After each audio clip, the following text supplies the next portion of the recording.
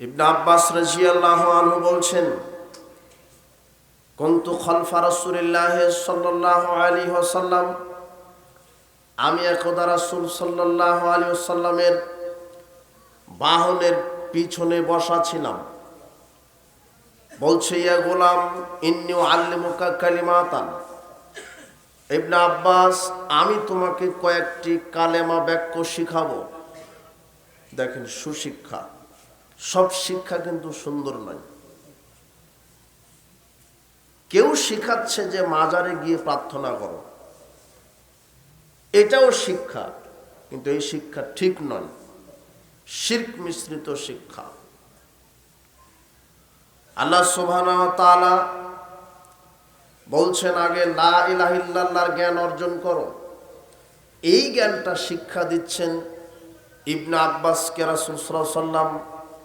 বলছে, ইবনে আব্বাস, আমি তোমাকে কয়েকটা কালেমা শিখিয়ে দিব। এক, ইহফাজিল্লাহ, তুমি আল্লাহর বিধানের হেফাজত করো। ইহফাজকা, আল্লাহ তোমাকে হেফাজত করবেন। ইহফাজিল্লাহ। দুই, আল্লাহর বিধানকে হেফাজত করো। তা জিদহুতু যাহা, তোমার যে কোনো প্রয়োজনের সমস্যায় আল্লাহকে তুমি পাশে পাবে। তিন, ওয়াইজা সাআলতা ফাসআলিল্লাহ, যখন কিছু চাইবে, প্রার্থনা করবে, আল্লাহর নিকটে প্রার্থনা করো, চেয়ে নিও। ওয়াইজা ইসতাআনতা ফাসতাইন বিল্লাহ, যখন সাহায্যের প্রয়োজন হবে আল্লাহর নিকটে সাহায্য প্রার্থনা করো। যারা এই দেশে মাজারে, খানকায়, পীরের কাছে সাহায্য প্রার্থনা করে, এরা একে তো মুশরিক, একে তো মুনাফিক। কি করে? ওরা যখন সালাতে দাঁড়ায় তখন বলে, ইয়্যাকা না'বুদু ওয়া ইয়্যাকা নাস্তাঈন, আমরা একমাত্র তোমারই ইবাদত করি, তোমার নিকটেই সাহায্য চাই। এই কথা আল্লাহু আকবার বলে সালাতে বলার পরে পীরের নিকটে যাচ্ছে, তখন এদের আচরণ একে তো মুশরিক, একে তো মুনাফিক। মুখে বলে আর এক, কর্মে করে আর এক। রাসূল সাল্লাল্লাহু আলাইহি ওয়াসাল্লাম বলছেন, ইবনে আব্বাস, যখন সাহায্য চাইবে আল্লাহর নিকটে চাও। ওয়া আলাম, জেনে রাখো, আন্নাল উম্মাতা লা বিজতামাআত, সারা পৃথিবীর সমস্ত মানুষ একত্রিত হয়ে আইয়ানফাউকা ইল্লা বিশাই, যদি তোমার অনুপরিমাণ উপকার করতে চাই, লাম ইয়ানফাউকা ইল্লা বিশাইন কাদ কাতাবাহুল্লাহু লাক, আল্লাহ যেই পরিমাণ তোমার কল্যাণ উপকার লিখে রেখেছেন, ওর বেশি করতে পারবে না। সারা পৃথিবীর সবাই মিলে যদি আপনার কল্যাণ করতে চাই, অতটুকুনি পারবে যতটুকুন কে লিখে রেখেছেন? আল্লাহ। ওয়ালা বিস্তামাউত, সারা পৃথিবীর সমস্ত মানুষ একত্রিত হয়ে যদি তোমার ক্ষতি করতে চায়, লাম ইয়াদুররুকা ইল্লা বিশাইন কাদ কাতাবাহুল্লাহু লাক, তাহলে অনুপরিমাণ ক্ষতিও করতে পারবে না যতটুকুন ক্ষতি আল্লাহ লিখে রেখেছেন তা ব্যতীত। রুফিয়াতিল আকলাম ওয়াজুফাতিস সুহুব, কলম উঠিয়ে নেওয়া হয়েছে, খাতা বন্ধ করা হয়েছে।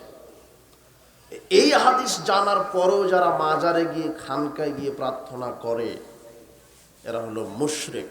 এরা কি? মুশরিক। এরা শিক্ষিত, তবে সুশিক্ষিত নয়।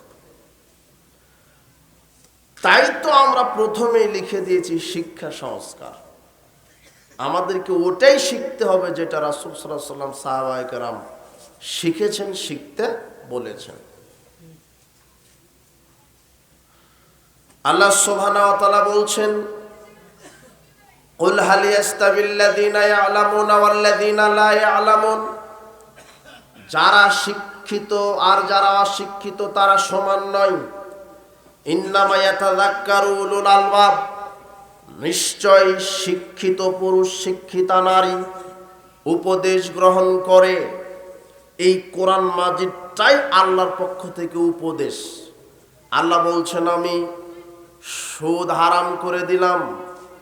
যেই পুরুষ শিক্ষিত সে সুদ খাবে না, কেননা সুদ হারাম, এটা আল্লাহর পক্ষ থেকে উপদেশ।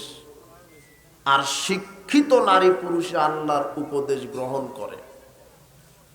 আল্লাহ সুবহানাহু ওয়া তাআলা বলছেন লা তাকরাবুজ জিনা, জেনার নিকটে যায় না, ইন্নাহু কানা ফাহিশা ওয়া সাআ সাবিলা, জেনা হচ্ছে নিকৃষ্ট পথ, একেবারে অশ্লীল পথ।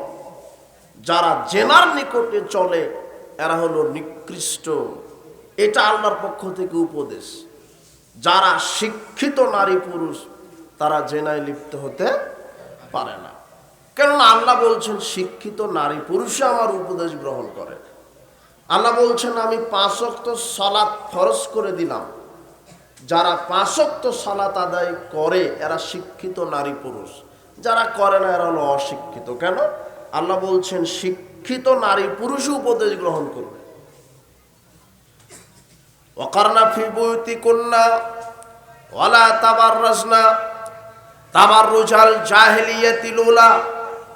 আল্লাহ বলছেন মুসলিম মহিলাগণ তোমরা বাড়িতে পড়ে থাকো নগ্নতার যুগের মতো, অসভ্য যুগের মতো, বেহায়ের মতো অশ্লীল পোশাক পরে রাস্তাঘাটে চলাফেরা করো না। এই যে আয়াতটা, এটা আল্লাহর পক্ষ থেকে উপদেশ। যেই নারীটা শিক্ষিতা নারী সেই এই উপদেশ মেনে চলবে, পর্দা করার চেষ্টা করবে। তার মানে যারা জাতিগত বিদ্যাতে মাস্টার ডিগ্রি পাস হওয়ার পরেও ল্যাংটা হয়ে রাস্তাঘাটে ঘুরে যেই মহিলা হলো অশিক্ষিতা নারী, ওর ভিতরে শিক্ষার কোনো আলো নেই। আল্লাহ বলছেন শিক্ষিত নারী পুরুষ উপদেশ গ্রহণ করে। তো আপনার ছেলে মেয়েকে এই জন্য শিক্ষিত করতে হবে। কোন শিক্ষায়? কোরআন হাদিসের শিক্ষায় শিক্ষিত করতে হবে। আনাস রাদিয়াল্লাহু আনহু বলছেন সামি'তু রাসূলুল্লাহ সাল্লাল্লাহু আলাইহি ওয়াসাল্লাম, আমি রাসূল সাল্লাল্লাহু আলাইহি ওয়াসাল্লামকে বলতে শুনেছি, তিনি বলেছেন ইন্না মিন আশরাতিস সাআত, কিয়ামতের আলামতের মধ্যে রয়েছে আরফাল ইলম, বিদ্যা উঠে যাবে। বিদ্যা উঠে যাবে, বিদ্যার লোকের সংখ্যা কমে যাবে। আর আপনাকে এখন যদি বলি যে আপনার এই কুমিল্লা অঞ্চলে এখন অশিক্ষিত লোকের সংখ্যা বেশি না শিক্ষিত, আপনি বলবেন শিক্ষিত। অথচ রাসূল সাল্লাল্লাহু আলাইহি ওয়াসাল্লাম বলছেন দিন যত যাবে বিদ্যা শিক্ষা উঠে যাবে। তো ঘটনা কি? তার মানে জাতিগত বিদ্যায় মানুষ বিদ্বান হবে এই কথা ঠিক, তবে ইসলামের কোনো জ্ঞান থাকবে না। সার্টিফিকেট থাকবে, ডাক্তার, ইঞ্জিনিয়ার, মাস্টার, প্রফেসর, কিন্তু তার ভিতরে শরীয়তের কোনো জ্ঞান থাকবে না, শরীয়তের কোনো আমল থাকবে না। মাস্টার ডিগ্রি পাস, তারপরও হারামখোর।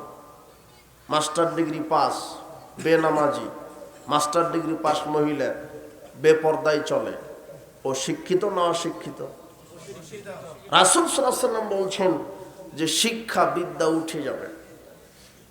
জাতিগত বিদ্যাতে ইঞ্জিনিয়ার, মাস্টার ডিগ্রি পাস, কিন্তু হলো সুদের সাথে জড়িত, ঘুষের সাথে জড়িত, দুর্নীতির সাথে জড়িত, মাদকতার সাথে জড়িত, গান বাজনা, অশ্লীলতা, বেহায়াপনার সাথে জড়িত, বেপরদার সাথে জড়িত, জুয়া লটারির সাথে জড়িত, তাহলে ও জাতিগত বিদ্যায় শিক্ষিত, কিন্তু কোরআন সুন্নাহর আলোকে সে শিক্ষিত নয়।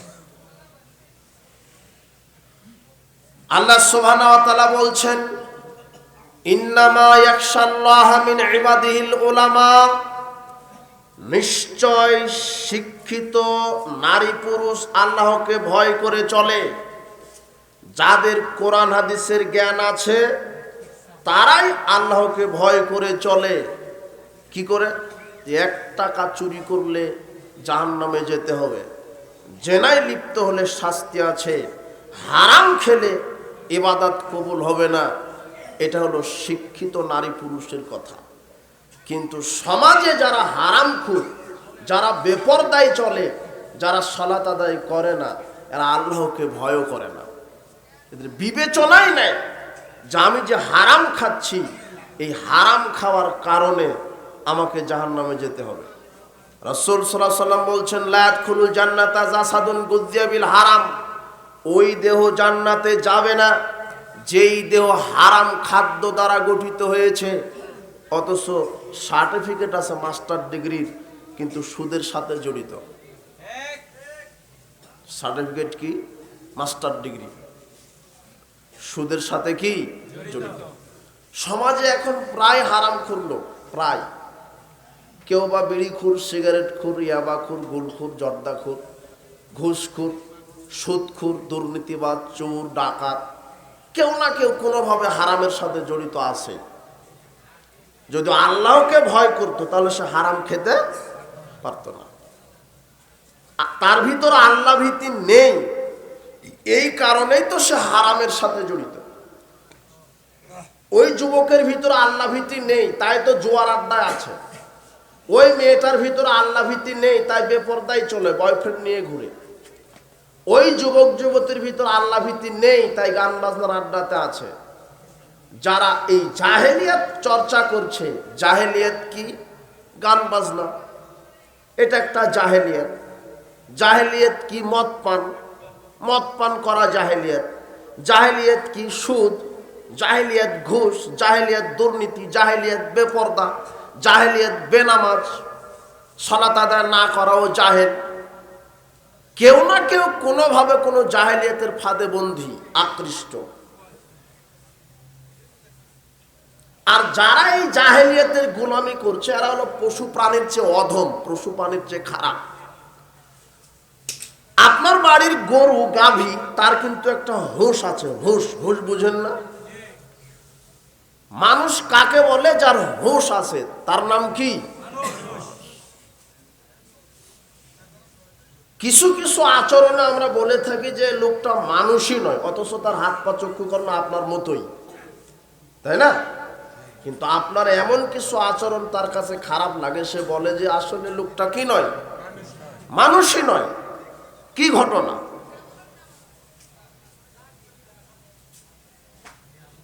আল্লাহ সুবহানাহু ওয়া তাআলা বলছেন,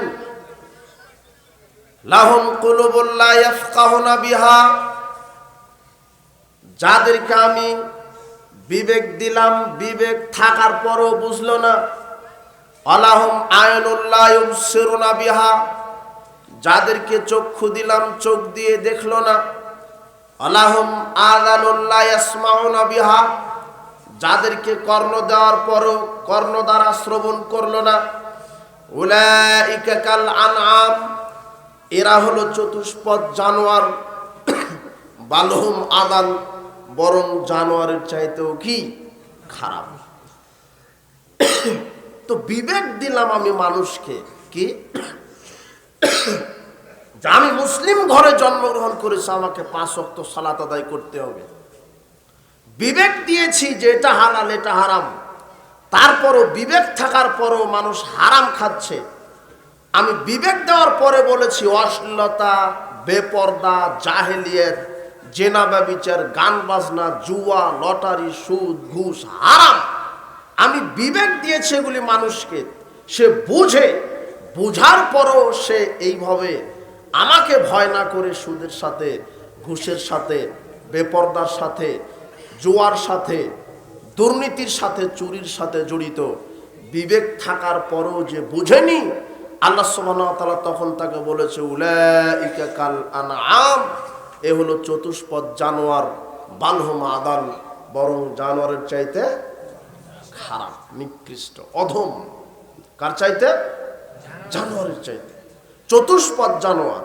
তো চতুষ্পদ জানোয়ার, শূকর আপনাকে নাই বলি, গরুটাই বলি। গরু, গরু, গরু চতুষ্পদ জানোয়ার না। গরুর কিন্তু হুঁশ আছে। গরুর কি আছে? হুঁশ আছে। কিভাবে হুঁশ আছে? ওকে মাঠে চড়াতে নিয়ে যাবেন, ও ঘাস খেতে খেতে দেখবেন এমন একটা ঘাস তার মুখের সামনে পড়বে, ওটা আর খাবে না একেবারে। আর ওই ঘাসটাই দেখবেন উর্বর হয়ে থাকে। মরা একেবারে মাটির সাথে লেগে আছে, ওই ঘাসটাই সে কামড়ে কামড়ে খায়। কিন্তু খেতে খেতে যখন একেবারে সুন্দর উর্বর ঘাস, স্তূপ ঘাসের, ওটাই আর খাচ্ছে না, হিসাবে ওটাই তো ভালো করে খাওয়া দরকার নাকি? ওই ঘাস খাচ্ছে না কেন? হ্যাঁ, ওরই গোবর ছিল, ওই গোবরের উর্বরতায় ঘাসটা কি বেশি উর্বর হয়ে গেছে, তাই না? তো নাকে কি লাগতেছ? গন্ধ। নাকে কি লাগছে? গন্ধ। অথচ ঘাসটা দেখে মনে হয় যে আমি মানুষে আমিই খাই। বুঝলেননি কথা? এত উর্বর, একেবারে ফ্রেশ তাজা হয়ে আছে ঘাসটা, কিন্তু ওটা খাচ্ছে না। তার মানে ওর হুঁশ আছে, হুঁশ, ওর রুচি আছে একটা, যে না এটা খবিস, এটা আমার পায়খানা থেকে হয়েছে, এই গোবর থেকে এই উর্বর পেয়ে, এটা খবিস, এটা অপবিত্র, এটা গন্ধ লাগে। তার মানে গরুও পবিত্র অপবিত্র বুঝে, কিন্তু যারা এই জর্দাখুর, বিড়িখুর, সিগারেটখুর, গাঁজাখুর, এরা গরুর চাইতেও খারাপ।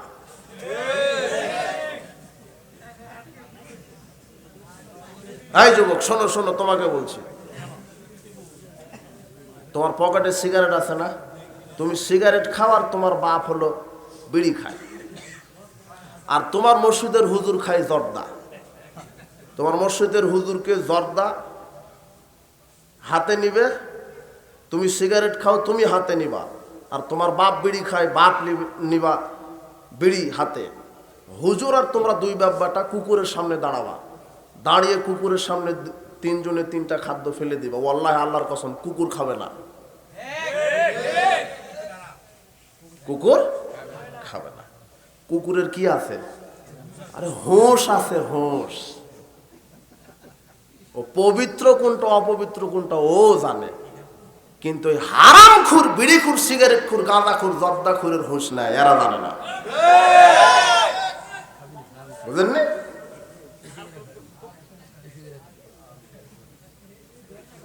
এটা গরুর হোঁশ আছে। আপনি অবাক হবেন যে গরুর হোঁশ আছে যে এই ঘাস আমার জন্য নয়, এটা খবিস, এটা অপবিত্র। কিন্তু যে গাঁজা খায়, সিগারেট খায়, বিড়ি খায়, সিগারেট খায়, সুদ খায়, ঘুষ খায়, চুরি করে, ডাকাতি করে, দুর্নীতি করে, এরা কুকুর, শিগাল, বানরের চাইতে অধম। এদের হুঁশ নাই, এদের রুচি নাই, তাহলে এগুলি হারাম। আর এখন তো মিডিয়াতে কিছু মুফতি বের হয়েছে, মুফতি ফতুয়াবাজ, ফতুয়া দিয়ে তাবিজ জায়েজ করে, ফতুয়া দিয়ে মদ জায়েজ করে। এই হুজুর বের হয়নি, হুজুরকে জিজ্ঞাসা করা হলো যে জর্দা হালাল না হারাম, তো বলছে জর্দা যে হারাম এটা কোরআনে লিখা নেই, কাজেই জর্দা জায়েজ। এটা হুজুর ফতুয়া দিচ্ছে। তা আমি তখন বলছি যে কুকুর যে হারাম এটা কিন্তু কোরআনে লেখা নেই, তাহলে কুকুরও হালাল। তাহলে যেই হুজুর জর্দা খাওয়া হালাল ফতুয়া দিছে, ওর জন্য কুকুর খাওয়াও কি? মানে বুঝতে পারেনি যে মদ কাকে বলে। আল্লাহ সুবহানাহু ওয়া তাআলা বলছেন ইন্নামাল খামরু, আমি মদ হারাম করলাম। রাসূল সাল্লাল্লাহু আলাইহি ওয়াসাল্লাম বলছেন কুল্লু মুসকিরিন খামরুন, প্রত্যেক যেই বস্তুতে নেশা আছে সেটাই মদ। কুল্লু খামরিন হারাম, আর ওটাই হলো নেশা হয়। রাসূল সাল্লাল্লাহু বলছেন মাসকারা কাসিরু ফাকারিলু হারাম, যেই জিনিসটা বেশি খেলে বিবেকের ক্ষতি হয় তাহলে অল্প খাওয়াটাও হারাম। তোমার বাপ জর্দা খায়, 2-1 গ্রাম খায় পানের সাথে। যুবক তুমিও জর্দা খাও, খাও 2-1 গ্রাম, তোমার কিছু হবে না। তোমাকে যদি একবারে 200 গ্রাম জর্দা খাইয়ে দেওয়া হয়, তুমি এখনই গিয়ে বউকে মা ডাকবা। আর তোমার হুজুর বলবে যে ইখলাস পড়ে বলবে যে আমি তো ফাতেহাই পড়েছি। তার মানে যেটা বেশি খেলে বিবেকের ক্ষতি হচ্ছে তার অল্প খাওয়াটা কি? মদ নির্ধারিত কোনো বস্তুর নাম নয়, যেই জিনিসটাতে মাদকতা আছে সেটাই মদ। আর এগুলি বিষাক্ত, পয়জন আছে, নিকোটিন আছে। যে কোনো স্বাস্থ্যবিজ্ঞানী, যে কোনো ডাক্তার, এমবিবিএস ডাক্তার সবাই বলেছে এগুলি খবিস, এগুলি অপবিত্র, এগুলি হারাম। কিন্তু এক শ্রেণীর এই কাঠমোল্লা বেদাতি মোল্লারা এই তাবিজের ফতোয়া দিয়ে শিরক চালু রেখেছে, আর এই জর্দা হালাল হওয়ার ফতোয়া দিয়ে বাংলাদেশে এরা মাদক চালু রেখেছে। এই ধরনের খান্নাস মার্কা এই ফতোয়াবাদী মূর্তি, এটাতে মুফতি বলবেন না, আর হলো মূর্তি। এরা কি?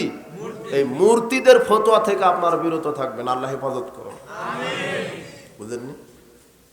আনাদিস আন্দোলন বাংলাদেশে এভাবে প্রত্যেকটা বিভাগ, দিক এবং বিভাগে শিক্ষা সংস্কার করে, আকীদা সংস্কার করে, আমল সংস্কার করে। সমাজে অনেক ভ্রান্ত আমল আছে যেগুলি সংস্কার করে। সামান্য একটা পেশাব পায়খানাই এদেশের মানুষ করতে পারে না। ওকে হুজুর বলে দিয়েছে যে পেশাব করার পরে আগে কুলু কতবার ঢিলা নিবা, তারপরে পানি নিবা। কেন?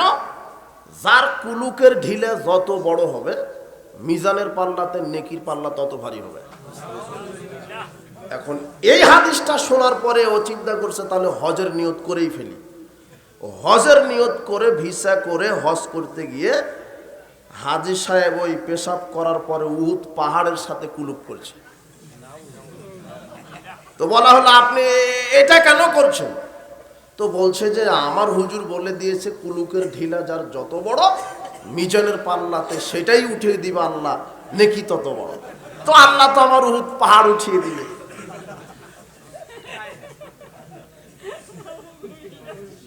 বুঝেননি মনে হয় কথা? এটা হলো ধর্ম। আর ওকে বলেছে যে কুলুক নেওয়ার পরে, পানি নেওয়ার পরে আবার কুলুক নিবা, নিয়ে একটু কাশি দিতে হবে,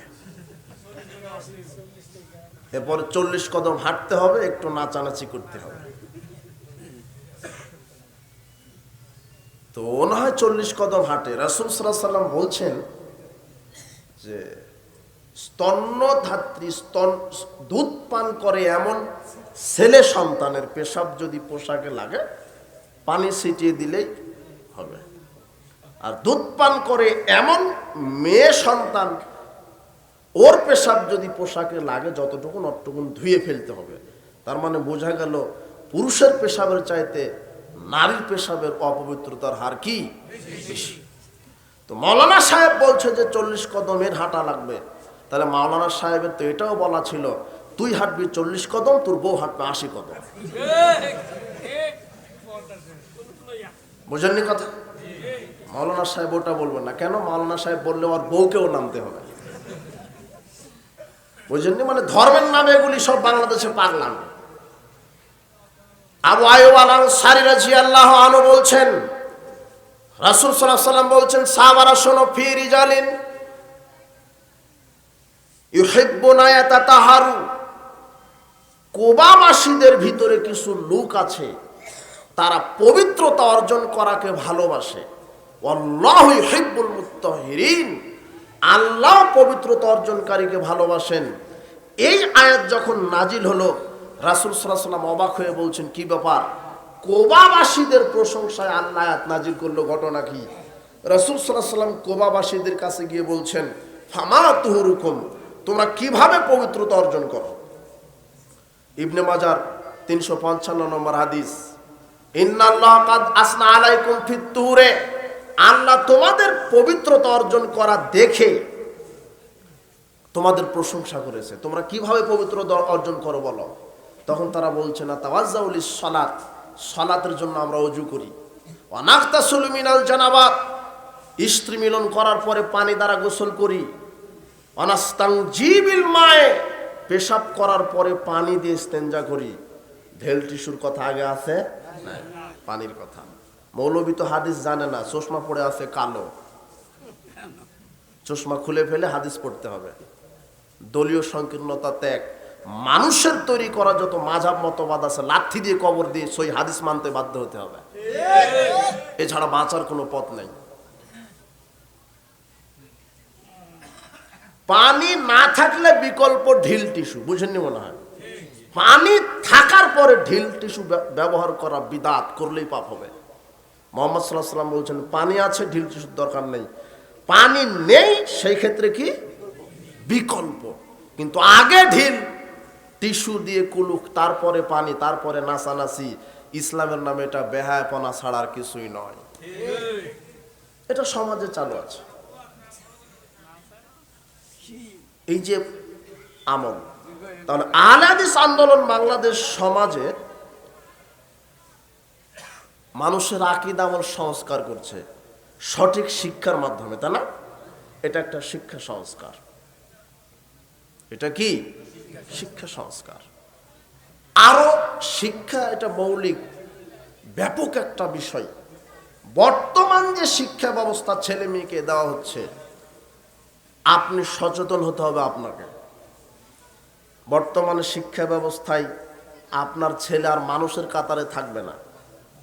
এখন এদেরকে শেখানো হচ্ছে যে ব্যাংক কিভাবে নাচে, ব্যাংক কিভাবে চলে, সাইকেল কিভাবে চালাই, কুলিগিরি কিভাবে করা লাগে, জঙ্গলে কিভাবে জঙ্গলিরা থাকে, আর ডিম কিভাবে সিদ্ধ করতে হয়, ভাত কিভাবে রান্না করতে হয়, বানর কিভাবে নাচে। এরা নাকি আর মানুষ নয়, এরা নাকি ব্যাঙ আর বানর। এখন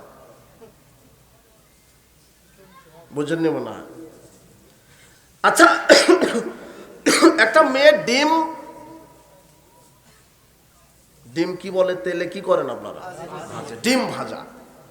ডিম ভাজবে, ডিম সিদ্ধ করবে, ভাত রান্না করবে, তরকারি রান্না করবে, এই জন্য তাকে স্কুলে যেতে হবে?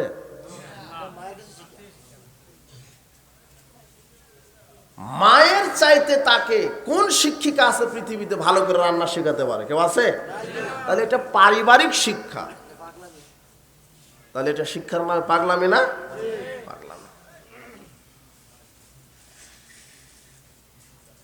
ডিম কিভাবে সিদ্ধ করতে হয়, ভাত রান্না করতে হয়, কোথায় গিয়ে শিখতে হবে এদেরকে? মানে এটা ইহুদি খ্রিস্টান হিন্দুদের একটা চক্রান্ত, যে এরা শুধু ভাত রান্না কিভাবে করবে আর সাইকেলের চেন কিভাবে জোড়া লাগাবে। এরা সারা জীবন শুধু মেকানিক আর এই রাজমিস্ত্রি করে গোলাম হয়ে থাকবে, আর আমরা ডিগ্রি নিয়ে নিয়ে এদেরকে গোলামি করে রাখবো। এটা হলো ইহুদি খ্রিস্টানের একটা চক্রান্ত। বাংলাদেশের যত বড় বড় প্রকল্প হয়, যে ব্রিজের কাজ, রাস্তার কাজ, লেবার কারা? হ্যাঁ, আর ইঞ্জিনিয়ার কারা? হ্যাঁ, বুঝলেন? বিদেশিরা। আর লেবারকে আপনারই ছেলে, আপনি। মানে এটা ইহুদি খ্রিস্টানের একটা পরিকল্পনা যে মুসলিমদের শিক্ষা ব্যবস্থা ধ্বংস করে এদেরকে ইহুদি খ্রিস্টানের গোলাম হিসেবে রাখতে চায়। আর আজকের বর্তমান শিক্ষা কেন্দ্রগুলি গান বাজনার একটা আঁকড়া, জেনার আঁকড়া, বেপরদার আঁকড়া, যৌনতা শিক্ষার একটা আঁকড়া হয়ে গেছে। 2024 সালের যে সিলেবাস, 24 না 23-এরই একটা বিজ্ঞান বই আছে ক্লাস 6-এর। কি বই? বিজ্ঞান। ক্লাস 6-এর কোনো ছাত্র এখানে আছে? নাই। ও থাকবে কেন? ওকে মোবাইল দিয়ে, ফ্রি ফায়ার দিয়ে বসে রেখেছেন বাড়িতে। বুঝলেননি? বিজ্ঞান বই, ক্লাস 6-এর বিজ্ঞান বইয়ের 6ষ্ঠ অধ্যায়তে একটা অধ্যায় আছে মানব শরীর। কি? মানব শরীর। এই অধ্যায়ে 6-7-এর ছেলে মেয়েকে শেখানো হচ্ছে যে মেয়েদের স্তন কখন বড় হয়, মেয়েদের পাছা কখন বড় হয়। আর নগদ লিখা আছে এগুলো। এগুলো মাস্টার সাহেব কি নেয় হাতে? পেন্সিল, কলম, আর ওটা ব্ল্যাকবোর্ড বলেন নাকি, ওখানে লিখে শিখিয়ে দিতে হবে মাস্টার সাহেব। এই মেয়েরা শোনো, মেয়েদের 13 থেকে 15-তে স্তন বড় হয়। নগদ লিখা আছে, নগদ। এরপরে ছেলেদের এত থেকে এততে সেক্স বৃদ্ধি হয়, ছেলে মেয়েরা এত বছর বয়সে সেক্স করতে পারে, লেখা আছে। এগুলো সেক্স কিভাবে করা লাগে শেখানোর পরে পরের অধ্যায় রচনা করেছে লেখক, এসো সঙ্গী হই, মানে এখন প্রেম করি, ধর্ষণ করি। এটা হলো শিক্ষা ব্যবস্থা বাংলাদেশের। আমরা এদেশের সুনাগরিক, স্বাধীন দেশের স্বাধীন সুনাগরিক, ট্যাক্স দিয়ে বসবাস করি, আমরা স্বাধীন। এই দেশে যদি ইহুদি, খ্রিস্টান, হিন্দু, মজুজি, অগ্নি পূজক, বিজাতিরা এসে সংবিধান রচনা করে যেতে পারে, কথা বলতে পারে, আমরা এদেশের নাগরিক, আমরাও স্বাধীনভাবে কোরআন সুন্নাহ অনুবাদ করে জাতিকে সঠিক বলে দিতে পারি। আমরা এই দেশের সরকার প্রতি আহ্বান জানাই যে 24 ঘন্টার মধ্যে এগুলি নাস্তিক্যবাদী শিক্ষা ব্যবস্থাকে লাথি মেরে কবর দিতে হবে। আহলে হাদিস আন্দোলন বাংলাদেশ এটাই চাই, শিক্ষা সংস্কার। ছেলে মেয়েকে বানাতে হবে কি, তাওহীদের শিক্ষা দিতে হবে, রেসালাতের শিক্ষা দিতে হবে, কোরআন সুন্নাহর শিক্ষা দিতে হবে, মাদ্রাসা শিক্ষা ব্যবস্থা এটা তো দিতে হবেই। আপনার ছেলেকে ইঞ্জিনিয়ার পড়াতে নিষেধ করিনি, ডাক্তারি পড়াতে নিষেধ করিনি, আপনার ছেলেকে বিশেষ ক্যাডার হতে নিষেধ করে যায়নি। আপনার ছেলেই বিশেষ ক্যাডার হবে, ইঞ্জিনিয়ার হবে, ডাক্তার হবে, আইনজীবী হবে, সচিব হবে, র্যাব হবে, এমপি হবে, মন্ত্রী হবে, এসি হবে, ডিসি হবে। কিন্তু আগে মৌলিক শিক্ষা কি দিতে হবে? কোরআন সুন্নাহর শিক্ষা। কোরআন সুন্নাহ শিক্ষা দেওয়ার পরে আপনার ছেলেটা যদি ইঞ্জিনিয়ার হয়, র্যাব হয়, পুলিশ হয়, নেতা হয়, এরা আর জনগণের টাকা চুরি করবে না, দুর্নীতি করবে না, ঘুষ খাবে না। কিন্তু এদের ভিতরে কোরআন সুন্নাহর শিক্ষা নাই, তাই এরা নিজ নিজ দায়িত্বে গিয়ে এক একটা বড় বড় দাগা দাগা দুর্নীতিবাজ হয়ে বসে আছে। কোরআন সুন্নাহর শিক্ষা যদি আপনার ছেলেকে দেন তাহলে কি হবে? আপনার ছেলেটা নেতা হবে, নেতা, মসজিদের সভাপতি হবে, মাদ্রাসার সভাপতি হবে, মাদ্রাসার ভাইস চ্যান্সেলর হবে, আপনার বিশ্ববিদ্যালয়ের ভিসি হবে আপনার ছেলে, বিসিএস ক্যাডার হবে আপনার ছেলে, বিসিএস ক্যাডার হবে, এমবিবিএস ডাক্তার হবে আপনার ছেলেটা, এমপি হবে, মন্ত্রী হবে। তো আপনার ছেলে যদি কোরআন হাদিস জানার পরে নেতা হয় তাহলে কিন্তু আর জনগণের ধান, গম, ভুট্টা, টাকা চুরি করবে না। কিন্তু এই যে নেতা, যে এই জনগণের ধান, গম, ভুট্টা চুরি করা নিয়ে এরা ব্যস্ত আছে, এদের কারো শরীয়তের জ্ঞান নেই, তাই তো এরা বড় বড় ডাকাত।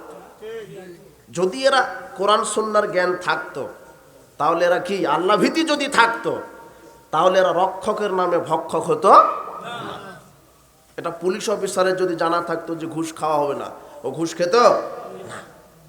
তা বলে সব পুলিশ যে ঘুষ খায়, সব নেতা দুর্নীতিবাজ এটা বলিনি, তবে প্রায় ঘুষখোর, প্রায় দুর্নীতিবাজ, বুঝেননি? একটা ইঞ্জিনিয়ার যদি কোরআন সুন্নাহর জ্ঞানে আলোকিত হতো তাহলে সে ওই রাস্তা করতে গিয়ে, বিল্ডিং করতে গিয়ে, ওই ব্রিজ করতে গিয়ে ওগুলি টাকা মেরে খেত না। হ্যাঁ, বাঁশ দেয় নাকি এখন? এখন তো ঠিক বলছে। আমি আমার ড্রাইভারকে বলি যে ভাই, যেখানে ব্রিজ আছে 10 কিলো ঘুরে যাওয়া ভালো, ব্রিজ দিয়ে পার হওয়া খুব রিস্ক, কখন না ভেঙে পড়ে যাবে। আমাদের এলাকায় বৃষ্টির পানিতে ব্রিজ ভেঙে পড়ে গেছে, এত শক্ত। তো ব্রিজ তো ভেঙে গেছে, মানুষের চোখ আছে তো দেখে, তো একটাও রড নাই। এত উন্নয়ন, বুঝেননি? রিক্স। রড গুলা গেছে কোথায়? নেতার পকেটে, তাই না? অত সেই নেতা যদি জানা থাকতো যে একটা সুতা আত্মসাৎ করার কারণে রাসূল সাল্লাল্লাহু আলাইহি ওয়াসাল্লাম বলছেন ও জাহান্নামে, তাহলে রড চুরি করতো না। তাহলে কোরআন হাদিসের শিক্ষা ছেলে মেয়েদেরকে দিলে সমাজ ভালো হবে, পরিবার ভালো হবে, রাষ্ট্র ভালো হবে। ডাক্তারের নামে বাংলাদেশে বাটপাড়ি হয়, জানেন? ডাক্তার এক একটা এমবিবিএস ডাক্তার, সব ডাক্তারদের বাটপাড়ি করে তা না, তবে অনেকেই করে ডাক্তারের নামে বাটপাড়ি। ওর কাছে আপনি গেছেন, ও জানে যে এই কোম্পানির ওষুধ আপনার জন্য প্রযোজ্য, এই ওষুধটা, ওটা লিখবে না, ও আর একটাও কোম্পানির লিখবে, যেই কোম্পানি তাকে ঘুষ খাওয়াইছে বেশি, বুঝেননি? ও জানে, ও দেখবে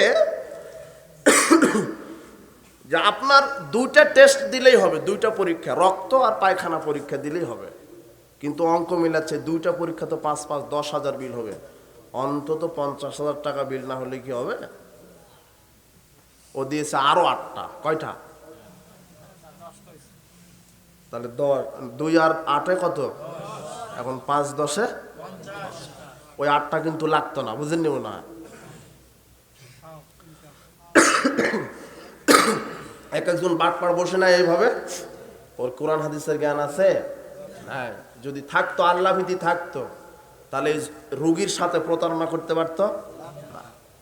নেতা ঘুষ দুর্নীতি করতে পারতো? দায়িত্বশীল ঘুষ খেতে পারতো?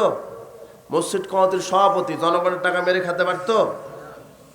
এই নিয়োগ বাণিজ্য করতে গিয়ে প্রাইমারি হাই স্কুলের মাদ্রাসার যে প্রধানগুলি, এরা এই নিয়োগ বাণিজ্যের টাকা মেরে খেতে পারতো?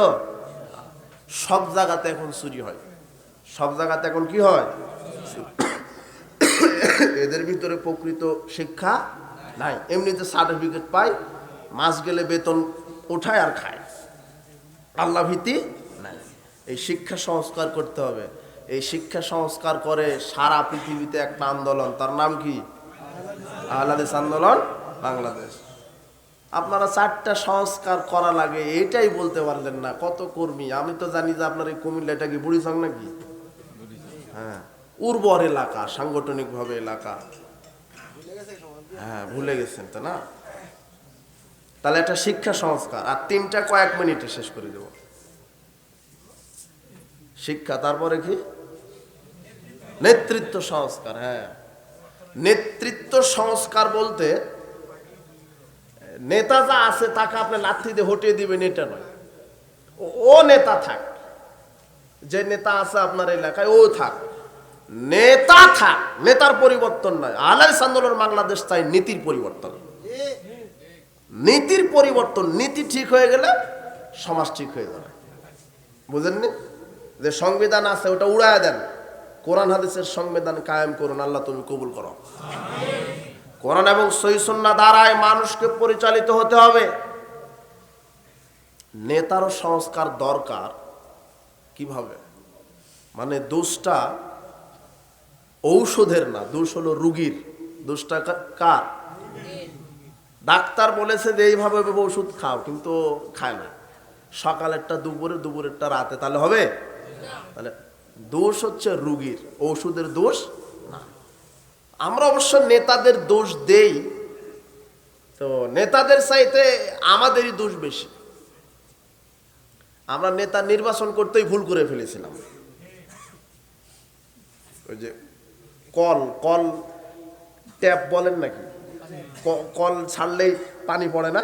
এই পানিটা আসে কোথা থেকে? টাঙ্কি থেকে না? তো টাঙ্কিতে যদি মরা কুকুর পড়ে থাকে তাহলে আপনি ভালো পানি পাবেন? ওই টাঙ্কি আগে পরিষ্কার করতে হবে, তাই না? তো টাঙ্কিটা পরিষ্কার করবে কে? টাঙ্কি মানে নেতা, বুঝেননি? তাহলে ওকে পরিষ্কার করার জন্য আপনাদেরই তো দরকার, বুঝেননি? আপনারা যখন ইমাম নিয়োগ দেন তখন ঠিক বুঝেন।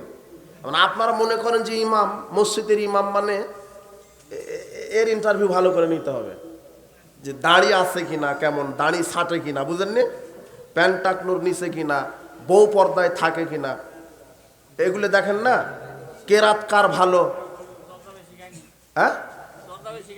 হ্যাঁ, জর্দা খায় কিনা, গুল খায় কিনা, ছেলে মেয়ে ইসলামের আলোকে চলে কিনা, এগুলো দেখেন না ইন্টারভিউয়ে? কার দামি সার্টিফিকেট, এগুলো তো দেখেন। আপনারা এই মসজিদে মনে করেন ইমাম নিয়োগ দিবেন, 10 জন ইমাম আছে, এর মধ্যে যে ভালো, তাই না, যার সুন্নতি পোশাক লেবাস আছে, রাসূল সাল্লাল্লাহু আলাইহি সাল্লামের আদর্শ আছে, একে তো নেবেন না? হ্যাঁ, দেখেন দাড়ি, দেখেন প্যান্টটা টাকনুর নিচে, পাজামা টাকনুর নিচে না ওপরে, বউ পর্দায় থাকে কিনা, বউ মানে ওই আনে দেখেন না, এমনি তো খোঁজ নেন, তাই না? দেখেন। আচ্ছা, এই ইমাম কতজন লোকের ইমামতি করবে? বাংলাদেশের সবচেয়ে বড় মসজিদ কোথায়? বাইতুল মুকাররম। কতজন লোক হয় ওখানে?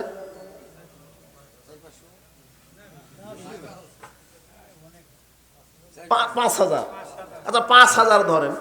এই 5,000 লোকের ইমাম নিয়োগ দেওয়া হয় না সরকারিভাবে, কিন্তু যে কেমন যোগ্যতা সম্পূর্ণ, লেবাস ঠিক আছে নাকি, এত কিছু দেখা হয়। ওই ইমামতি করবে কতজন? আর 5,000।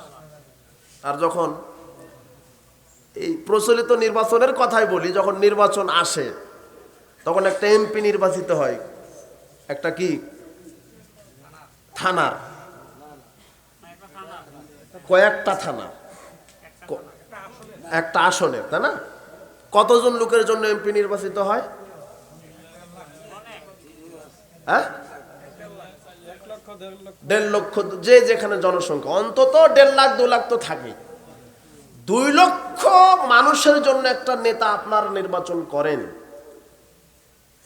500-5,000 লোকের ইমাম নির্বাচন করার সময় দেখেন দাঁড়িয়ে আছে নাকি, প্যান্ট টাকনোর নিচে কিনা, সুদখুর ঘুষখুর কিনা, হ্যাঁ, বউ পর্দায় থাকে কিনা, বেটি পর্দায় থাকে কিনা, এত খবর নেন। কিন্তু যখন 2 লক্ষ মানুষের নেতা আপনারা নির্বাচন করেন তখন আপনাদের হুঁশ থাকে না। 1 কাপ চায়ের বিনিময়ে আপনি বিক্রি হয়ে যান। 500 টাকাতে আপনি বিক্রি হয়ে যান। কুরবানির সময় তো একটা খাসির দাম হয় 50,000 টাকা। কত? ছাগলের দাম কত হয় কুরবানির সময়? চোখে লাগার মতো, খুব দামি না, খুব কম না, 20,000 অন্তত। কয় হাজার? 20,000। একটা ছাগলের দাম 20,000। আর নির্বাচনের সময় যখন আসে বাংলাদেশের লোকের দাম হয় 5 টাকা। মানে ছাগলের চাইতে ওর দাম কি? তো আপনি ইমাম নির্বাচন করলেন 5,000 লোকের, এত কিছু দেখলেন। 2 লক্ষ লোকের জন্য নেতা নির্বাচন করবেন, এই জন্য দেখলেন না ও লুচ্চা না গুন্ডা না সন্ডা, দাঁড়িয়ে আছে কিনা, প্যান্ট টাকলো নিচে কিনা, বউ বেটি লুচ্চামি করে কিনা, এগুলি দেখার প্রয়োজন মনে করেননি। আপনি করেছেন? আর এখন তো নেতা নির্বাচন করা লাগে না, গায়েবী ভাবে হয়ে যায়, তাই না? এই সুযোগটাও করে দিয়েছেন কে? ওরা করেছে সুযোগ, না আপনি করে দিয়েছেন? তো অযথা আপনি খামোখা টেনশন করতেছেন কেন? আল্লাহর কাছে দোয়া করেন আল্লাহ সুবহানাহু ওয়া তাআলা যেন সঠিক নেতৃত্ব কায়েম রেখে কোরআন সুন্নাহ দ্বারা মানুষকে পরিচালিত হওয়ার তৌফিক দান করেন। এই নেতৃত্বের সংস্কার দরকার, এটা চাই আহলে হাদিস আন্দোলন বাংলাদেশ। এরপর অর্থনৈতিক সংস্কার, তাই না? অর্থনীতি, বাংলাদেশ যাকাত ভিত্তিক অর্থনীতি কায়েম আছে, তাই না? তো কি ভিত্তিক? সুদ ভিত্তিক। যারা কায়েম রেখেছে এরা কিন্তু এক একজন 10 বার 14 বার করে হাজী সাহেব, বুঝেননি? তাওহীদ আপনি কাকে বুঝাবেন? তাওহীদ রুবুবিয়্যা, সৃষ্টিকর্তা, রাজ্জাক, খালেক, আইনদাতা, বিধানদাতা হিসাবে এক আল্লাহকে স্বীকৃতি দেওয়া হচ্ছে তাওহীদে রুবুবিয়্যা।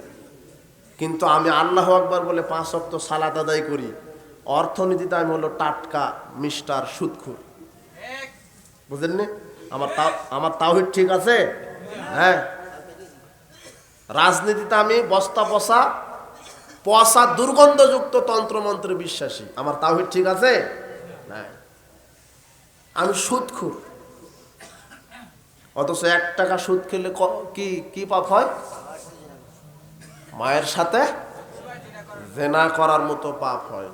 কতবার? 36 বারেরও বেশি।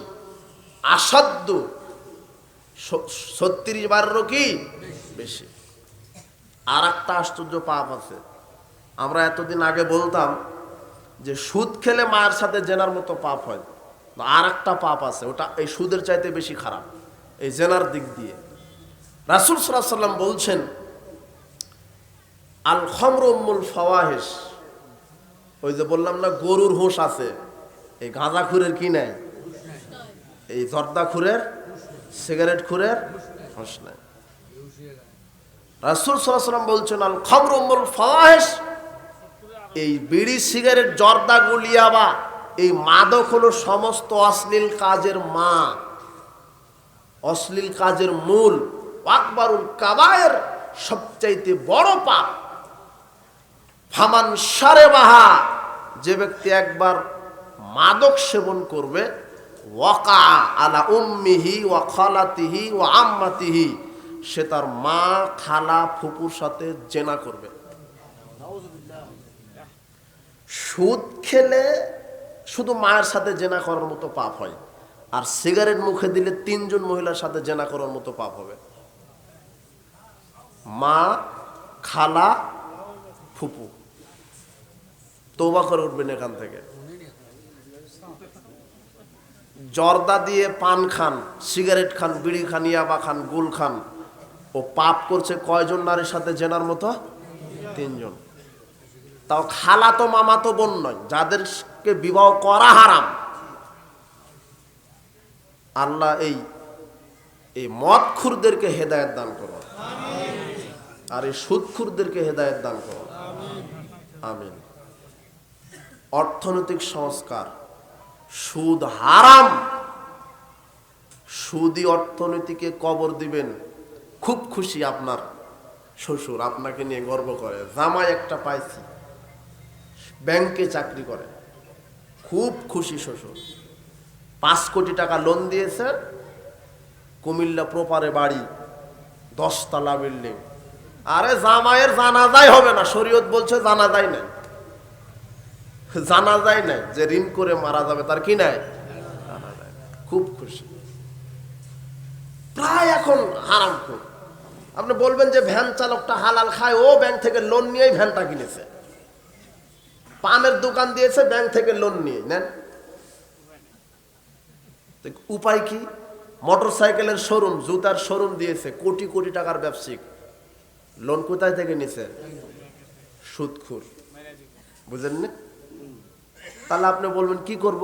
আমি বলবো ভিক্ষা করবেন। কি করবেন? ভিক্ষা করবেন। আর আপনি ভিক্ষা করবেন কেন? আপনি তো যুবক মানুষ, মানুষের বাড়িতে কাজ করবেন।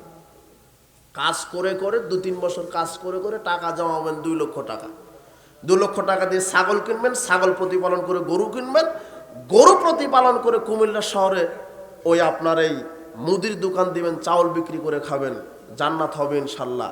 সুদের সাথে লেনদেন করে রাতারাতি গাড়ি বাড়ি করে মাতব্বরি দেখালে জাহান্নামে যেতে হবে। বুঝেননি মনে হয়? তাহলে অর্থনীতি হতে হবে হালাল। অর্থনীতি কি? ব্যবসা, যেই ব্যবসা করবো সেটাও হালাল হতে হবে। রাসূল সাল্লাল্লাহু আলাইহি ওয়াসাল্লাম বলছেন, ইন্নাল্লাহা আলা হারামা আলা আকলা কওমিন আকলা শাই। আল্লাহ যখন ইন্নাল্লাহা ইযা হারামা আলা কওমিন আকলা শাই, আল্লাহ যখন কোনো কওমের উপরে কোনো জিনিস খাওয়া হারাম করে, ফাহাররামা আলাইহিম সামানাহু, তার ব্যবসাকেও হারাম করেন। বিড়ি, সিগারেট, জর্দা, গুলিয়া বা এগুলি হারাম, এর ব্যবসাও কি? আরে কিসের হারাম? মেহেদি দেওয়া আছে দাড়িতে, টুপি, দামি টুপি, পাঞ্জাবি। এই মেহেদি দেওয়া, টুপি পরা, মানে এই লেবাস, এটা কিন্তু তার একটা সার্টিফিকেট অর্জন করে ব্যবসা করতে বসেছে। ওর দোকানে আছে সিগারেট, বুঝলেননি? দাড়িতে মেহেদি দিয়ে সিগারেট বিক্রি করছে। আর দাড়িতে মেহেদি দেওয়া, টুপি পড়া, এদিকে ঠিকই গাঁদাতে টানও ঠিক আছে। বুঝলেননি? আল্লাহ এদেরকে হেদায়েত দান করুন। মুরব্বি কখন জানি তার জানাজা হবে, তা ওটা ছাড়তে পারে না। আল্লাহ এদেরকে হেদায়েত দান করুন। যেই জিনিসটা খাওয়া হারাম তার ব্যবসা করা কি? বিড়ি সিগারেট হারামের ব্যবসা হারাম। কিনে মাছ কিনে খেয়ে ইবাদত করলে ইবাদত কবুল হবে না। শুকর হারাম, শুকরের ব্যবসা হারাম। রক্ত হারাম, রক্তের ব্যবসা হারাম। মূর্তি হারাম, মূর্তি পূজা, মূর্তি বিক্রি হারাম। যেটা আল্লাহ হারাম করেছে, সুদ হারাম, সুদের ব্যবসা হারাম। জুয়া হারাম, জুয়ার ব্যবসা হারাম। যেটা আল্লাহ হারাম করেছে তার ব্যবসা কি করেছেন? হারাম। আপনার দোকানে সব হালাল ঠিক আছে, দোকানের সামনে ক্যারাম বোর্ড রেখে দিয়েছেন, তাই না? আর যুবকেরা সকাল সন্ধ্যা গিয়ে ক্যারাম খেলে, তাই না? একটা গেমস 500 টাকা, তাই না? ওই টাকা আপনি নেন, হারাম। রাসূল সাল্লাল্লাহু আলাইহি ওয়াসাল্লাম বলছেন, মান লাআবা বিমারদা শির, যে ব্যক্তি লুডু, ছক্কা, ক্যারাম খেললো টাকা দিয়ে হোক আর এমনিতেই হোক, ফাকান্নামা সাবাগা ইয়াদুল আহমাল খিনজির দামিহি, সে যেন তার ওই শুয়োরের মাংসে এবং রক্তে হাতটা ডুবিয়ে দিল। শুয়োর খাওয়া আর এই ক্যারাম খেলা একই কথা। দেখেন মোড়ে মোড়ে দোকানে ক্যারাম বোর্ড আছে, আছে না? তাস খেলার আলাদা জায়গা করা আছে। আপনার ছেলে আপনার মেয়ে গিয়েই খেলে, আপনার মেয়েটা বাড়ি থেকে বের হয় দুপুর 12টায়, ফিরে হলো রাত 12টায়। আর আপনার মেয়ে তো বলে গেছে, আব্বু কোনো টেনশন করেন না, আমি কোচিং এ আছি। কার সাথে? বয়ফ্রেন্ডের সাথে। কার সাথে কোচিং এ আছে? বয়ফ্রেন্ডের সাথে। 4টা থেকে 5টা পর্যন্ত 1 ঘন্টা কোচিং, অথচ আপনার মেয়েটা 4টার সময় বের হয়েছে, বাসায় ফিরে রাত 10টার সময়। কি করলো এতক্ষণ? বুঝেননি মনে হয়? স্যারের সাথে 1 ঘন্টা, আর বয়ফ্রেন্ডের সাথে কয় ঘন্টা? আর বাংলাদেশে তো বিজাতীয় অপসংস্কৃতি আছে। বাংলাদেশে একটা লুচ্চা দিবস আছে, জানো কি? ভালোবাসা দিবস, বেহায়া দিবস একটা, তাই না? 31st নাইট পালন করা হয় না, পয়লা বৈশাখ। এদের বাপ মা আমাদের কাছে ফোন দেয়, দিয়ে বলে, হুজুর কি সর্বনাশ। তো কি হয়েছে? তো আমার মেয়েকে বিবাহ দিয়েছি 2 সপ্তাহ হলো, কিন্তু এখন জামাই ফোন দিয়ে বলে যে আপনার মেয়ের পেটে তো 4 মাসের বাচ্চা। হাসে। এই পত্র পত্রিকায় পান না যে রাস্তাতে প্রসব করে চলে গেছে? ওগুলা কুলে কোনগুলা? ওগুলা আরে বিশ্ব ভালোবাসা দিবসে ওগুলা ঢুকে গেছে, বুঝেননি? এই যে 2 সপ্তাহ বিবাহের বয়স, পেটের মধ্যে বাচ্চার বয়স কত? 4 মাস। তো ঘটনা কি? তো বিশ্ব লুচ্চা দিবসে, 31st নাইটে, পয়লা বৈশাখে কুকুর জোড়া লাগে না? কোন মাস? হ্যাঁ,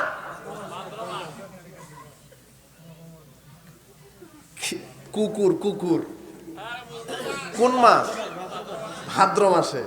হ্যাঁ, শয়তান চিন্তা করলো কুকুর যদি ভাদ্র মাসে জোড়া লাগতে পারে, তাহলে বাংলার এই যুবক যুবতীর জন্য একটা দিবস বাহির করা লাগবে যাতে এরাও লাগতে পারে।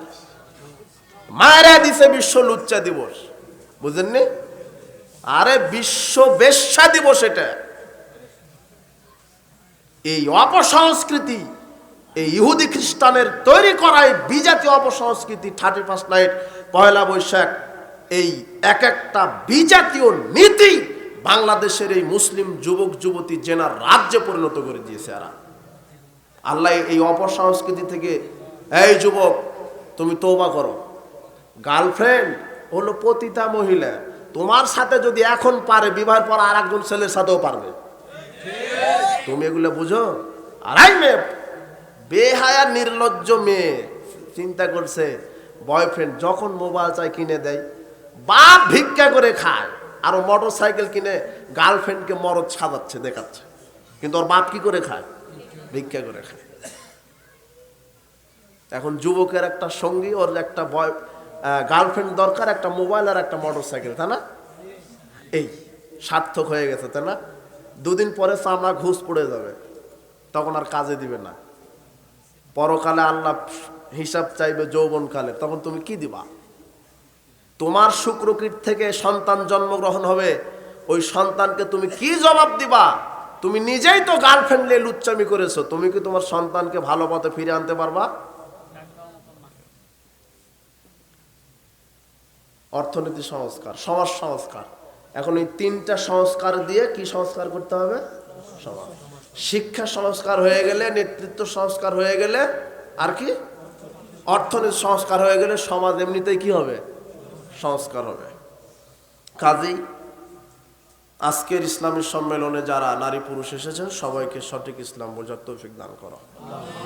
যাদের পিতামাতা মারা গেছে, কবরের শাস্তি মাফ করো। যাদের পিতামাতা অসুস্থ আছে, আরোগ্যতা দান করো। আমাদের মধ্যে যারা অসুস্থ, আল্লাহ তুমি আরোগ্যতা দান করো। আমরা ইবনে আব্বাস রাদিয়াল্লাহু আনহু বলছেন, কুনতু খালফা রাসূলিল্লাহ সাল্লাল্লাহু আলাইহি ওয়াসাল্লাম, আমি একদা রাসূল সাল্লাল্লাহু আলাইহি ওয়াসাল্লামের বাহনের পিছনে বসা ছিলাম। বলছে, ইয়া গোলাম ইন্নী উআল্লিমুকা কালিমাতান। ইবনে আব্বাস, আমি তোমাকে কয়েকটি কালেমা বাক্য শিখাবো। দেখেন, সুশিক্ষা। সব শিক্ষা কিন্তু সুন্দর নয়। কেউ শিখাচ্ছে যে মাজারে গিয়ে প্রার্থনা করো, এটাও শিক্ষা, কিন্তু এই শিক্ষা ঠিক নয়, শিরক মিশ্রিত শিক্ষা। আল্লাহ সুবহানাহু ওয়া তাআলা বলছেন আগে লা ইলাহা ইল্লাল্লাহর জ্ঞান অর্জন করো। এই জ্ঞানটা শিক্ষা দিচ্ছেন ইবনে আব্বাসকে। রাসূল সাল্লাল্লাহু আলাইহি ওয়াসাল্লাম বলছে, ইবনে আব্বাস, আমি তোমাকে কয়েকটা কালেমা শিখিয়ে দিব। এক, ইহফাজিল্লাহ, তুমি আল্লাহর বিধানের হেফাজত করো। ইহফাজকা, আল্লাহ তোমাকে হেফাজত করবেন। ইহফাজিল্লাহ। দুই, আল্লাহর বিধানকে হেফাজত করো। তা জিদহুতু জাহাব, তোমার যে কোনো প্রয়োজনে সমস্যায় আল্লাহকে তুমি পাশে পাবে। তিন, ওয়াইজা সাআলতা ফাসআলিল্লাহ, যখন কিছু চাইবে, প্রার্থনা করবে, আল্লাহর নিকটে প্রার্থনা করো, চেয়ে নিও। ওয়াইজা স্তানতা ফাস্তাইন বিল্লাহ, যখন সাহায্যের প্রয়োজন হবে আল্লাহর নিকটে সাহায্য প্রার্থনা করো। যারা এই দেশে মাজারে, খানকায়, পীরের কাছে সাহায্য প্রার্থনা করে, এরা একে তো মুশরিক, একে তো মুনাফিক। কি করে?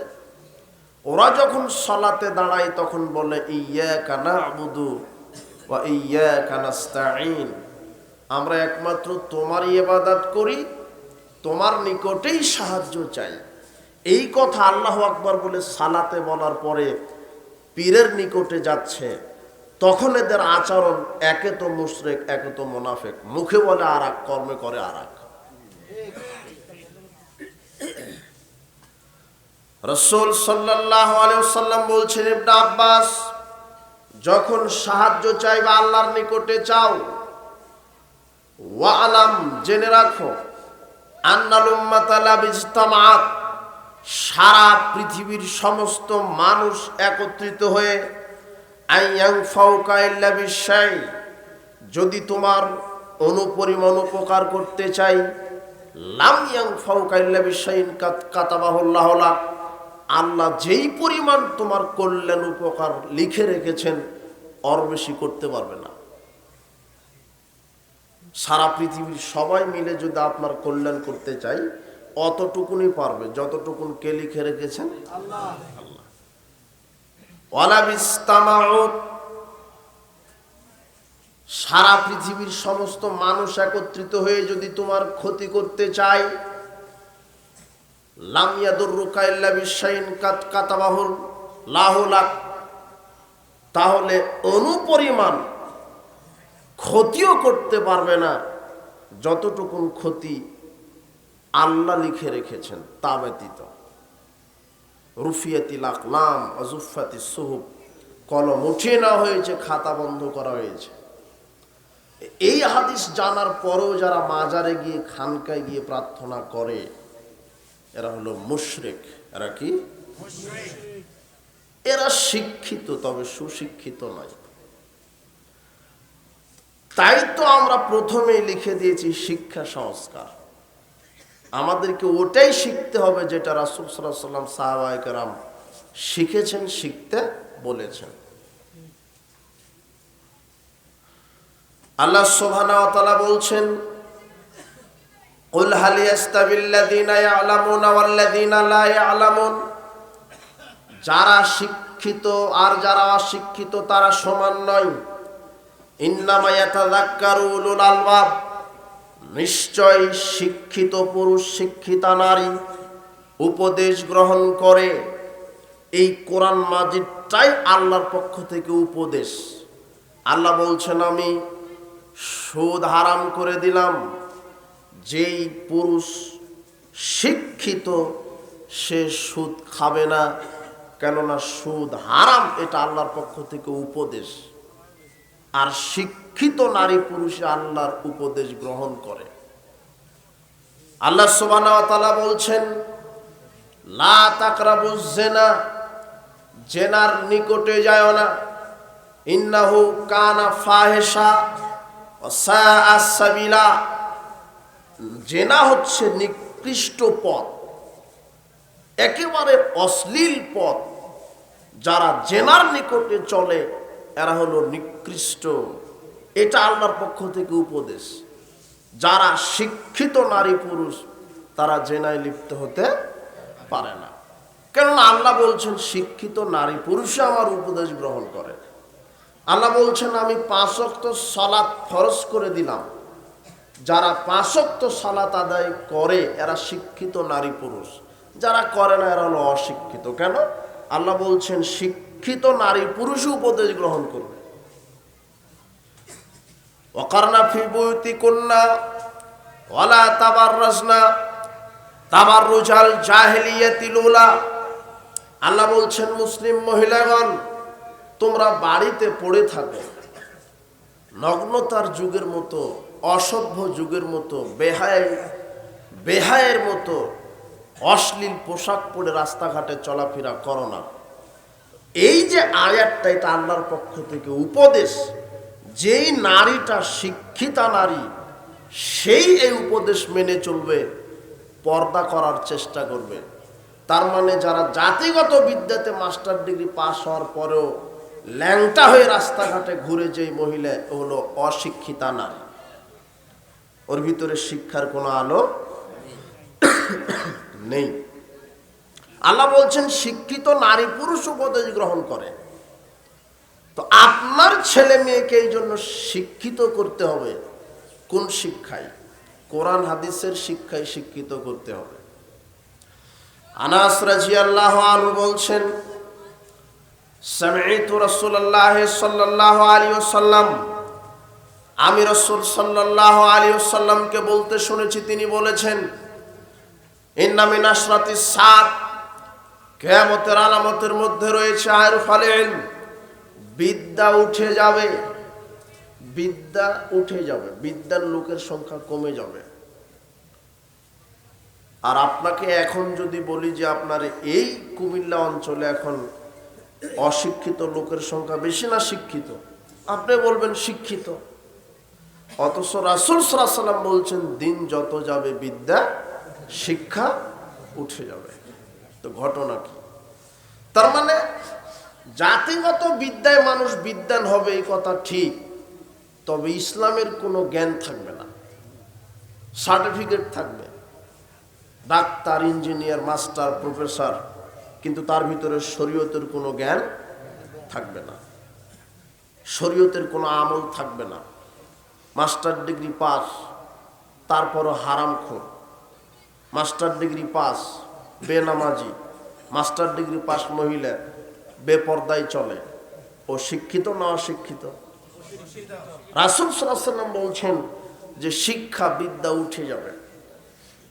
জাতিগত বিদ্যাতে ইঞ্জিনিয়ার, মাস্টার ডিগ্রি পাস, কিন্তু হলো সুদের সাথে জড়িত, ঘুষের সাথে জড়িত, দুর্নীতির সাথে জড়িত, মাদকতার সাথে জড়িত, গান বাজনা, অশ্লীলতা, বেহায়াপনার সাথে জড়িত, বেপর্দার সাথে জড়িত, জুয়া লটারির সাথে জড়িত, তাহলে ও জাতিগত বিদ্যায় শিক্ষিত, কিন্তু কোরআন সুন্নাহর আলোকে সে শিক্ষিত নয়। আল্লাহ সুবহানাহু ওয়া তাআলা বলছেন ইন্নামা ইয়াখশাল্লাহা মিন ইবাদিহিল উলামা, নিশ্চয় শিক্ষিত নারী পুরুষ আল্লাহকে ভয় করে চলে, যাদের কোরআন হাদিসের জ্ঞান আছে তারাই আল্লাহকে ভয় করে চলে। কি করে? 1 টাকা চুরি করলে জাহান্নামে যেতে হবে, জেনায় লিপ্ত হলে শাস্তি আছে, হারাম খেলে ইবাদত কবুল হবে না। এটা হলো শিক্ষিত নারী পুরুষের কথা। কিন্তু সমাজে যারা হারামখোর, যারা বেপরদায় চলে, যারা সালাত আদায় করে না, এরা আল্লাহকে ভয়ও করে না।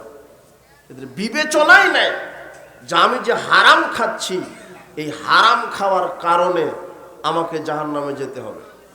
রাসূল সাল্লাল্লাহু আলাইহি ওয়াসাল্লাম বলছেন লা ইয়াদখুলুল জান্নাতা জাসাদুন গুযযিয়া বিল হারাম, ওই দেহ জান্নাতে যাবে না যেই দেহ হারাম খাদ্য দ্বারা গঠিত হয়েছে, অথচ সার্টিফিকেট আছে মাস্টার ডিগ্রির, কিন্তু সুদের সাথে জড়িত।